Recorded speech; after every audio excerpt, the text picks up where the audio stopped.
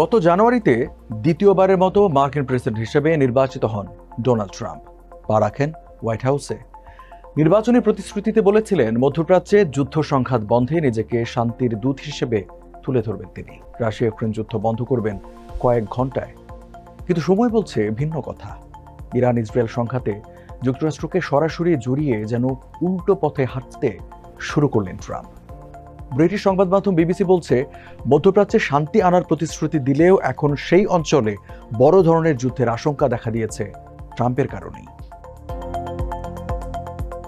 21 June রাতে ইরানের 3টি পারমাণবিক স্থাপনায় হামলা চালানোর খবর নিজের সামাজিক যোগাযোগ মাধ্যম ট্রুথ সোশ্যালে জানান Trump.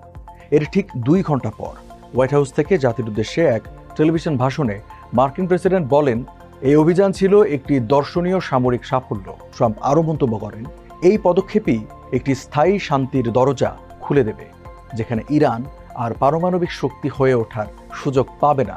Vice president JD veins, পররাষ্ট্রমন্ত্রী মার্কো রুবিও এবং প্রতিরক্ষা সচিব পিট হেগসেথকে পাশে নিয়ে প্রেসিডেন্ট ট্রাম্প হোয়াইট হাউসে এই ভাষণ দেন, যেখানে ইরানকে সতর্ক করে বলেন, যদি তারা তাদের পারমাণবিক কর্মসূচি পরিত্যাগ না করে তাহলে ভবিষ্যতে আরও ভয়াবহ হামলার মুখোমুখি হতে হবে। ট্রাম্প বলেন, এখনও অনেক লক্ষ্যবস্তু বাকি আছে এবং যুক্তরাষ্ট্র সেগুলোর বিরুদ্ধে দ্রুত, নিখুঁত এবং দক্ষতার সঙ্গে অভিযান চালাবে।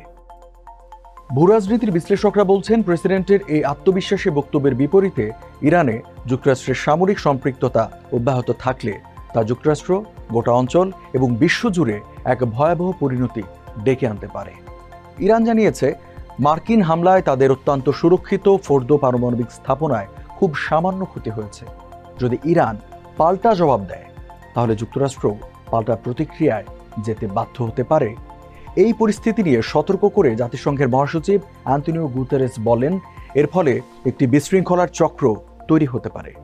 মধ্যপ্রাচ্য ইতিমধ্যেই চরম উত্তেজনার মধ্যে রয়েছে। গেল 19 জুন ট্রাম্প ইরানকে 2 সপ্তাহ সময় দেন, কিন্তু সেই সময়সীমা এসে ঠেকল 2 দিনে। 21 জুন রাতে হামলার পদক্ষেপের ঘোষণা দেন মার্কিন প্রেসিডেন্ট। প্রশ্ন উঠছে, ওই 2 সপ্তাহ কি আসলে কৌশলী প্রতারণা ছিল? ইরানকে কি একরকম নিশ্চিত করতে চেয়েছিলেন ট্রাম্প, নাকি মনোনীত শান্তি দূত স্টিভ উইটকফের নেতৃত্বে যে গোপন আলোচনা চলছিল তা ভেঙে পড়েছিল? হামলার পর এখনও অনেক কিছু অস্পষ্ট। তবে ট্রাম্প তার সামাজিক যোগাযোগ মাধ্যমে পোস্ট ও টেলিভিশন ভাষণে শান্তির সম্ভাবনা দরজা খোলা রাখার চেষ্টা করেন। এটিকে হয়তো অতিরিক্ত আশাবাদ হিসেবেই বিবেচনা করা যেতে পারে, কারণ ইসরায়েল ইরানের সামরিক সক্ষমতা দুর্বল করতে যতই চেষ্টা করুক না কেন, আয়াতুল্লাহ খামেনির হাতে এখনও অনেক অস্ত্র রয়ে গেছে। পরিস্থিতি খুব দ্রুত জটিল ও ভয়াবহ হয়ে উঠতে পারে বলেই ধারণা অনেকের। পারমাণবিক কর্মসূচির বুকুট রত্ন ফোর্দো সহ 3টি গুরুত্বপূর্ণ স্থাপনায় হামলার পর ইরান কিভাবে প্রতিক্রিয়া জানাবে তা দেখতে এখন শুরু হয়েছে প্রতীক্ষার পালা। ট্রাম্প আশা করছেন, মার্কিন এই হামলা ইরানকে আলোচনা টেবিলে আরও বড় ছাড় দিতে বাধ্য করবে। কিন্তু বাস্তবতা হলো, যে দেশ ইসরায়েলি হামলার মধ্যেও সংলাপে রাজি হয়নি, সেখানে মার্কিন বোমা পড়তে থাকলে তাদের মনোভাব আরও কঠোর হওয়াটাই স্বাভাবিক। ট্রাম্প যদিও ইঙ্গিত দিচ্ছেন, এই মার্কিন হামলাটি ছিল একটি একক এবং সফল অভিযান। যদি তা না হয়ে থাকে তাহলে আবার হামলা চালানোর জন্য চাপ বাড়বে। আর তা না করলে প্রেসিডেন্ট সামান্য সামরিক লাভের বিনিময়ে একটি বড় রাজনৈতিক ঝুঁকি নিয়ে ফেলেছেন বলেই প্রমাণিত হবে। ট্রাম্পের নেওয়া এই ঝুঁকি কেবল আন্তর্জাতিক নিরাপত্তা নয়, বরং দেশের অভ্যন্তরীণ রাজনীতিতেও প্রভাব ফেলতে পারে। ইরানে যুক্তরাষ্ট্রের হামলার আশঙ্কার আগেই ডেমোক্রেটদের কড়া সমালোচনার মুখে পড়েছিলেন ট্রাম্প। এমনকি তার আমেরিকা ফার্স্ট মুভমেন্টের ভেতর থেকেও এর বিরোধিতা এসেছে। অনেকে মনে করছেন, ট্রাম্প হোয়াইট হাউসে জাতির উদ্দেশ্যে ভাষণের সময় ঘনিষ্ঠ উপদেষ্টা ভাইস প্রেসিডেন্ট ভেন্স, পররাষ্ট্রমন্ত্রী রুবিও এবং প্রতিরক্ষা সচিব হেগসেথকে পাশে রাখার মাধ্যমে নিজ দলের মধ্যে ঐক্যের বার্তা দিতে চেয়েছেন। যদি যুক্তরাষ্ট্রের দিক থেকে এই হামলাই শেষ হামলা হয়ে থাকে, তাহলে ট্রাম্পের নিজ দলের ভেতরে যে বিভক্তি তা শুধরিয়ে নেওয়া যাবে।